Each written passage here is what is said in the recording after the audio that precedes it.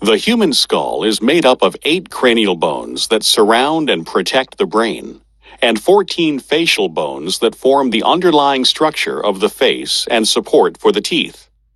With the exception of the mandible, the bones of the skull articulate with each other through joints known as sutures.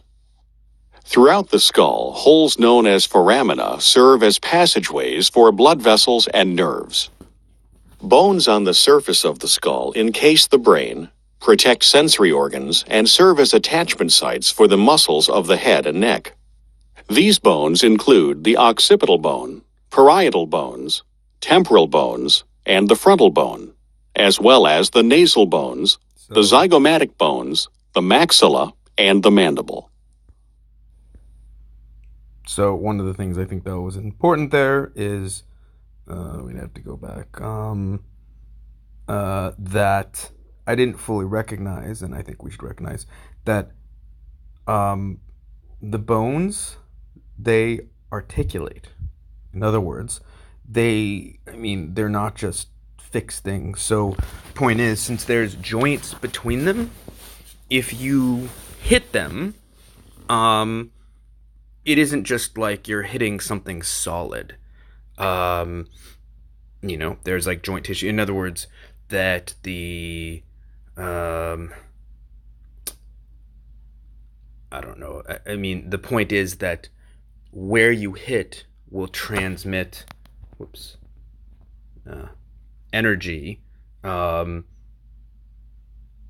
that bone, especially depending on how hard you're striking that specific bone, to the underlying structures. I just realized that because the idea is that we think of them, even though bone, even if they're connected. I thought the sutures, they were like sutured together, but they're joints. Other bones become more visible only when looking inside the skull. Yeah, we don't care. The sphenoid bone makes up. We don't care. Located between the orbits, the ethmoid bone makes up a portion of third of the hard palate, part of the nasal cavity, and a portion of the orbit. The small, thin lacrimal bones make up the anterior portion of the medial wall, forming an intricate structure perfectly suited to its functions. Yeah. Its functions. We'll go to the beginning. I don't know. The human skull is made up of 8 cranial bones that surround and protect the brain, and 14 facial bones that form the underlying structure of the face and support for the teeth. With the exception of the mandible, the bones of the skull articulate with each other through joints known as sutures. Throughout the skull, holes known as foramina serve as passageways for blood vessels and nerves. Bones on the surface of the skull encase the brain, protect sensory organs, and serve as attachment sites for the muscles of the head and neck. These bones.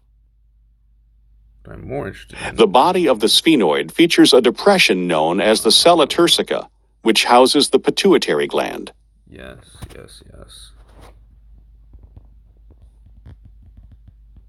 The cranium. It is a butterfly-shaped. Encase the brain, protect sensory organs, and serve as attachment sites for the muscles of the head and neck. These bones include the occipital bone, parietal bones, temporal bones, and the frontal bone, as well as the nasal bones, the zygomatic bones, the maxilla, and the mandible. Other bones become more visible. And, I don't know, possible that, only when looking inside the skull. The sphenoid bone and 2 pair of laterally projecting bones and the frontal bone, as well as the nasal bones, the zygomatic bones, the maxilla, and the mandible. So what I was interested in is, I suppose, I don't know if, again, hammer fist, I still think hammer fist to the side. Again, definitely hammer fist to the side. where I'd have to go back to my other application where you have you have both nerves exposed and you have the basically all of those articulating joints that we already saw on the sort of side of the skull, but it does show that it's such a small bone on the nose. I know everyone wants to hit up on it, but I was a little curious, actually. It seems like a hammer fist striking inwards to, or a backhand striking inwards to the, where are you? Temporal bones and the frontal bone, as well as the nasal bones, the zygomatic bones, the maxilla, and the mandible. Because the maxilla, I guess my thought is, so the maxilla, forget the maxilla exactly. Now again, we talked about the mandible. The mandible's weakness is there's a whole bunch of nerves, as I think the other thing showed, right around and in the back that aren't protected. And it's so loose. So my feeling is that, so in the areas where you have nerves, and it isn't always a direct strike on a nerve, it can be, but also it's transmitting energy to the nerves. So, which is going to come in the form of stretching of nerves. And again, the nerves are, very intricately placed and go through those little holes and form in it, whatever. So, I guess my point is that, I don't know if this is as much if you're striking down on the whatever nasal bone, but more that see if we can go back to here, and let's what is this? Let's come on, go away from this. Hey, there we go. So like I was saying, right, that you have this bone going through, nerve going through here, you have these nerves going through there. So if you're striking the jaw, I know everyone's like striking the temple, okay, maybe, but you're doing a couple of things. Is to me, I also think it might be the angle of the striking. I don't know, can you draw or something like that? I'm a little curious. If the angle's going up, it's not a very good arrow. Come on. No, that's not what I wanted. Not what I wanted. So if a punch is striking up, anyways, forget that. I know everyone's like, oh, strike to the temple, blah blah blah. Temple being right there. I don't know.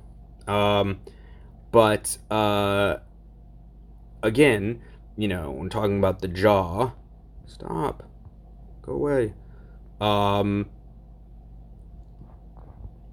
That you're tweaking, god damn you, lots of nerves. Because even if we build back up the muscles, you still have, those nerves exposed and whatever. I'm staying on the zygomatic arch. But I guess I didn't realize how much energy can be transmitted because they're joints around here as opposed to just hard, solid, I mean, when I say joints, I mean, like a joint and a joint and a joint. Those are joints. I guess that wasn't apparent to me. They were joints. So even though you only have a little nerve there, and you have a little nerve here, who cares? I'm not that interested in that. You have a big nerve right there, obviously. So if you're, hitting the zygomatic, arch, the zygomatic bone there, I think that can cause some major problems that you were starting to notice. Again, I know you haven't had as much, gallbladder, as much success with that, but I always notice when there are some nerves exposed. That's not what I wanted. Some nerves exposed, even when you have your full musculature there, which you do there. And interestingly, I remember someone said when you come down, like coming down like that, not like hit it on the cheek, I should say, on the like down like that, that can cause some damage. Got the nerves right there. But I think the biggest thing is you have all of these nerves here. I should say here, right? And to me, that's quite important. Because like I said, if you take a look, it's got those nerves there. So when we talk about, you're hitting the temple, and I get that. But remember, all of those nerves are sitting on the mandible.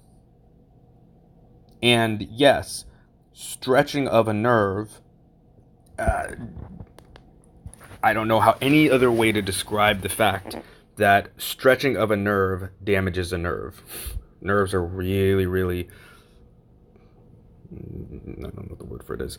I mean, really small, little thin, so you're damaging those nerves.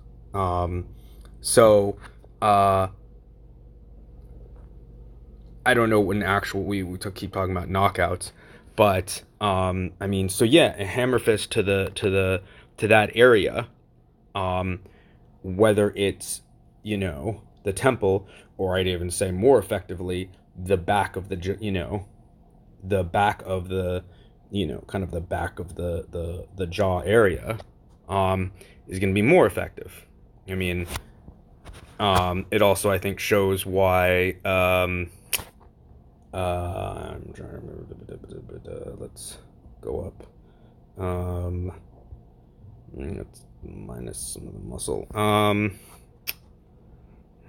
trying to remember where triple wormer 17 is. Not triple wormer 17, small intestine.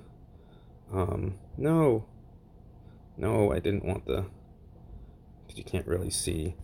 Anyways, I suppose it's just some of the blood vessels that also on the side of the skull, that it's never good to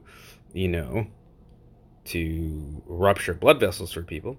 And there are blood vessels actually beneath the skull there, but obviously there's some big blood vessels coming up right there that you're also going to be hitting if you're hitting on the side, but forget that. I don't think that blood vessel matters that much, but anyways, let's forget the arteries. Alright,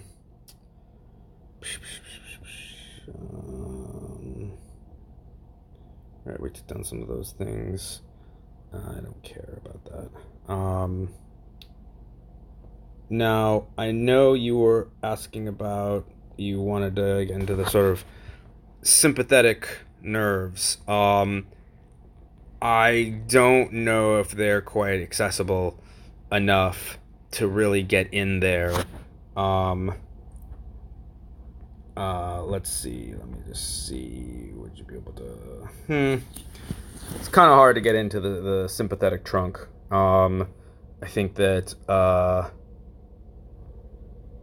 I think I was trying to look for it because it's a big nerve and shouldn't be hard to find. I took some pictures. Where's the phrenic nerve? Phrenic. Oh yeah, it's got to be big right there. Oh, the vagus nerve. Well, there's a vagus nerve. Yeah, so the vagus nerve is theoretically one. Why'd you go away? I'll have to stop this soon because it's gonna. What's this? Hey. No. Cranial nerve 5, whatever. No. That's the vagus nerve. Okay. Goes up here, which is important for hitting But again, it goes way in. You're not going to be able to get it there.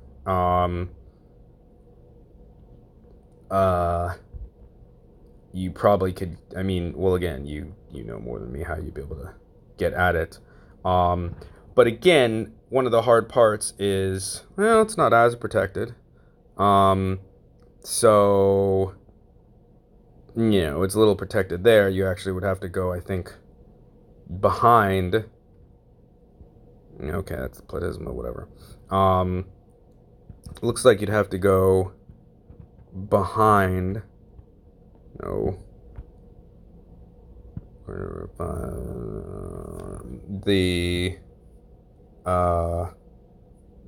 Let's see. I don't know. We'd have to. I'm trying to figure it out myself. Is this where were we saying? I think maybe we were saying that was.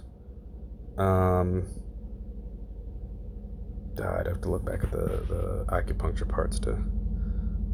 Too bad they don't have these combined. The sternocleidomastoid. It's thing, right? It's in front. No. Yeah, that's right. We were saying, right? It's. Let me see. So that's the sternocleidomastoid going up all the way in the back there. Were we saying that no, it would have been in front of it? Like here is where the small intestine 17, I think, would be in the front of that.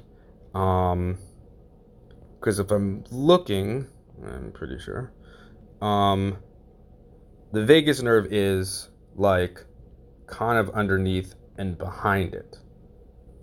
And that's where, so you'd kind of have to go, if you can get in, let's see, I'm starting to click mastoid.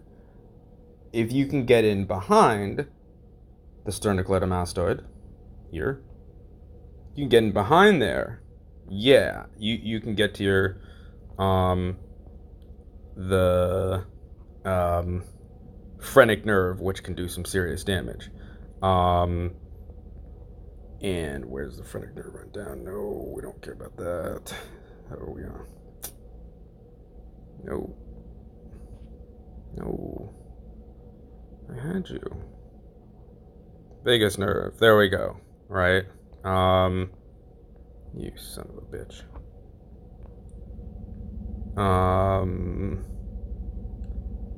Had the vagus nerve listen. Yeah, it's so there. So that's why it's a little hard to get to, because you have that protecting it. There's a lot of protection on it, around here, as is not, son of a bitch, surprising. It's the one that's like lit up. I think the only way to get to it would be, yeah, so you definitely have to be striking, there's this sort of between the trapezius muscles, and the sternocleidomastoid muscles, either from the side, or you might be able to get it with the sort of maybe inside joints of the finger, or I don't know, the thumb joints. But yeah, and the phrenic nerve involves the heart and things like that, but it's a lot of it in studying the anatomy, I think, is what you can actually get to with all of the